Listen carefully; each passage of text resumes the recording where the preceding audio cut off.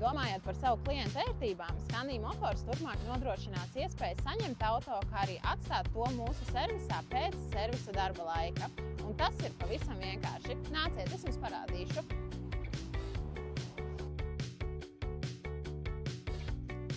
Izvēlamies opciju nodot automašīnu. Izvēlamies skapīša izmēru un ievadām automašīnas reģistrācijas numuru.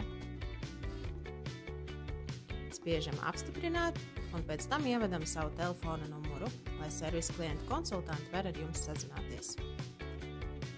Atverās skapīša durvis un mēs droši varam tajā atstāt savas automašīnas atslēgas un dokumentus.